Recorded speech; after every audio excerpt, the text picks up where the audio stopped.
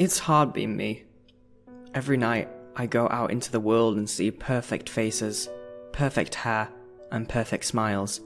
They all brush past me, giggling as they stumble home drunkenly from the bars they had remained in for hours. Their happiness left a bad taste in my mouth. Their joyous smiles caused anger to swell within me at threatening levels. I hated them.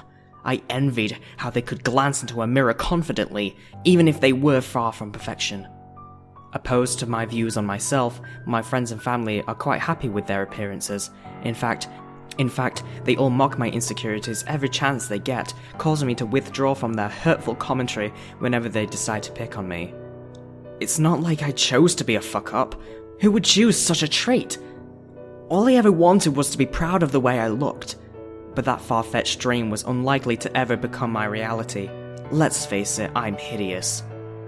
No one seems to understand me, except Morgan. She's my roomie. Just as I do before I retreat to bed every night, Morgan stands before the mirror, blank-faced, as she stares upon herself. Tears stream down her cheeks as she analyzes herself, trying to find one thing she likes about the image staring back at her within the mirror's reflection. Every single night, her progress remains stunted in the path towards self-confidence. I almost felt sorry for her, but that pity always vanished as I stared upon her luscious brown hair, intoxicating green eyes, and gorgeous bone structure. The girl had no right to be self-conscious. If anything, she belonged on a runway, making millions before she eventually married some basketball player abroad. Unlike her, I was truly hideous, but I couldn't stand the thought of losing her as my friend. My fascination with Morgan grew daily. I hated her, loved her, envied her, admired her. I just couldn't get enough of her. My friends warned me not to grow attached to her, reminding me of my past friendships gone awry, but every word they spoke travelled in one ear and out of the other. No matter what they said, I couldn't part from Morgan. No, she was my addiction. I had to be within her presence daily, no matter the cost. Unfortunately, Morgan never felt the slightest bit for me. She pretended I didn't exist, throwing her filthy clothes wherever she pleased in an attempt to piss me off. Nothing I ever did seemed to please her. Even after a long day of cleaning our room, she would come home, strip out of her clothes and dirty the room without such of a thank you. Her cold shoulder lasted weeks at a time, causing fury to eat away my conscience with every word left unspoken. Before now, she acknowledged me. She would glance under her bed countless times at the dead of night after hearing my leg bump against her railing beneath her. Her eyes would search blindly for any sign of life hiding within the darkness, but the absence of light aided in concealing me from view. Various nights, she would glance towards her cracked open closet door, her eyes unable to catch mine as I watched on, peeking through her hanging clothes. She knew I was there. She used to acknowledge me. Now she doesn't even seem to care. All of her attention was captured by her own image within the mirror. The one she so valiantly read each and every night were the cause of this. No longer did she want to share the only common trait she had with me. She wanted it gone. She wanted it erased from her thoughts. I couldn't allow this to happen. I refused to allow her to be happy. Her smiles would surely kill me, dragging me back into the dark abyss of my own mind upon view. She was a traitor for seeking help. She did this on purpose. For years I've been around, cherishing our relationship, as she's plotted against me. Against us. She wanted to rub her smiles, her happiness, her perfection within my face.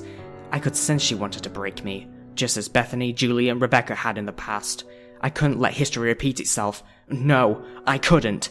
So I waited for her to arrive home, anticipation, causing a foul odor to seep from under my arms as I did so. The wait was long, considering I was standing the entire time. Once she walked into the door, a faint smile across her face as she lowered her backpack to the floor. I stepped up to her, my heart beginning to beat with excitement, rage, and vengeance. Immediately, she let out a blood-curdling scream, but I quickly muted her, placing my hand over her perfect mouth as she struggled with my arms. Once her fight subsided, I removed my hand from her mouth, only to secure it beneath her chin. As the rehearsed pleading began, adrenaline surged through me. To have someone so perfect acknowledge you, offering any and everything to exchange for mercy, was quite satisfying. I knew it was a ploy, a trick used by Bethany, Julie, and Rebecca to escape me in the past. I knew I couldn't let her leave. If I let her go, she'd flee, never to return again. Instead of resorting to my once foolish ways, I lowered myself down to her, staring within her eyes as black mascara stained her cheeks. I want to be perfect, I said, speaking the language my family and friends had all told not to from birth. Her eyes widened, a shrill scream escaping her perfect lips as she realized her fate. Something about her helplessness as I pulled her beautiful eyes from her sockets, slicing away the optic nerve as I did so, provided me with happiness.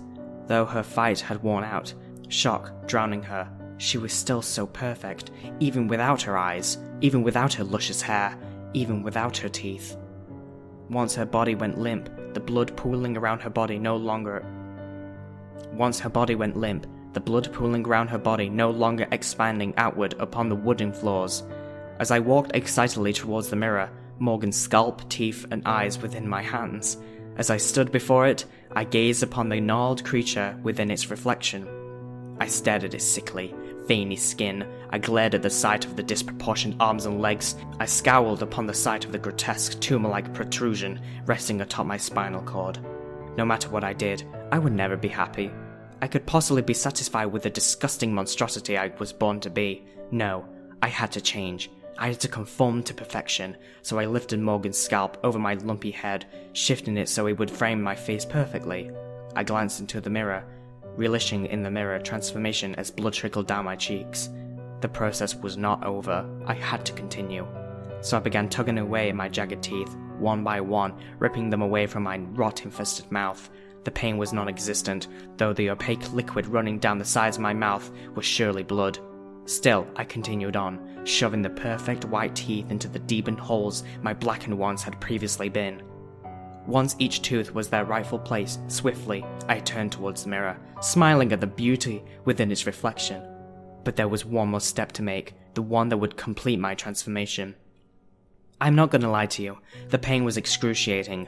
Who would have thought ripping your own eyes out would be so painful? I powered through it though, listening as my own eyes fell to the floor, slowly, and with very careful movements, I inserted Morgan's eyes into my sockets, cringing as warm fluid seeped from the deepened sockets. Though I could not see my transformation, I could feel it. I was perfect. Absolutely perfect. And the best part about it is, I don't ever have to look in the mirror again.